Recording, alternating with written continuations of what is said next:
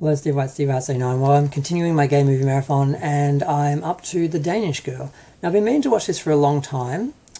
My main concerns with this film were superficial because as great as an actor as Freddie Redmayne is, he's not the prettiest boy. Yet he's playing a transgender character who is supposed to be a pretty girl. And it doesn't work at any moment for the film. His performance is great.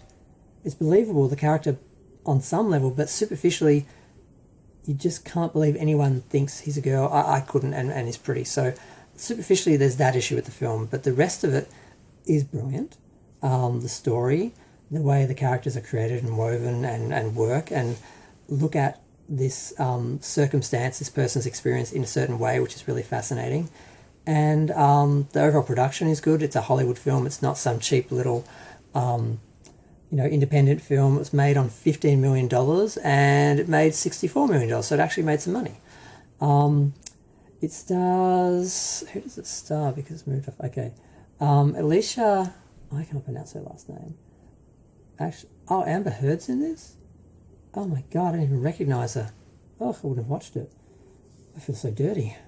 I feel soiled. Okay, so...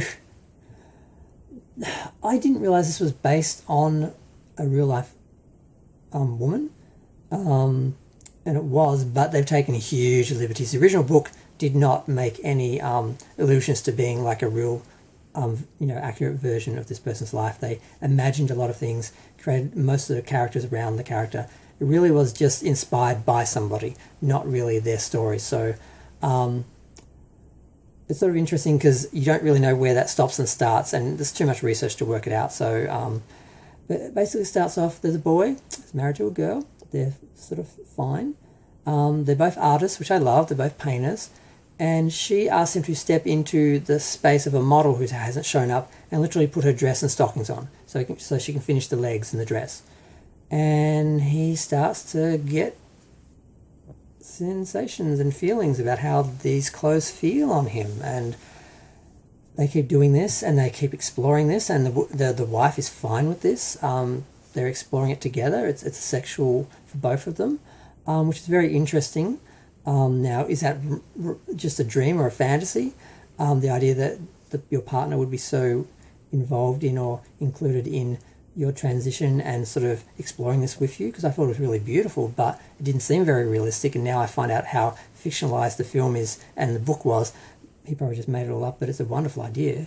It's kind of your ideal sort of way of how this, not ideal, but one of the better ways this could go if you are already involved with a woman you're married for 7 years, and then you start to feel as though you are a woman and that you're in the wrong body and you want to,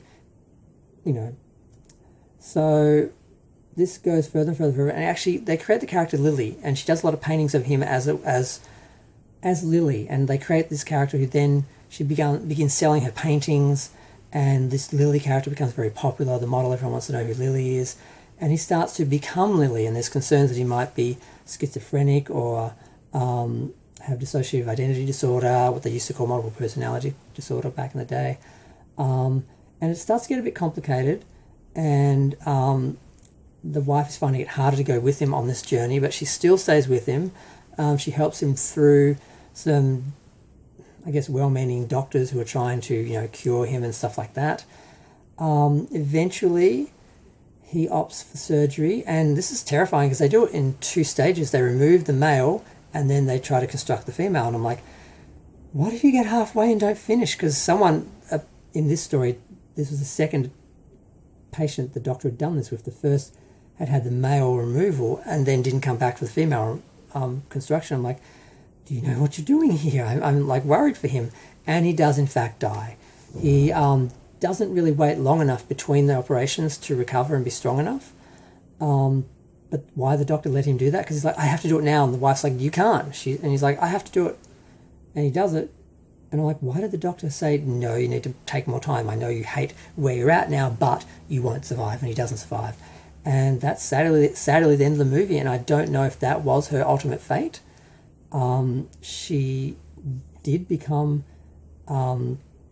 like a symbol for the trans people or something at least at one period of time, and and it was a very interesting, well shot movie. I wasn't expecting the involvement of the wife. I wasn't expecting the way they looked at the mental elements of his identity as opposed to his sexuality and gender. It was all very fascinating, well done, well produced, well acted.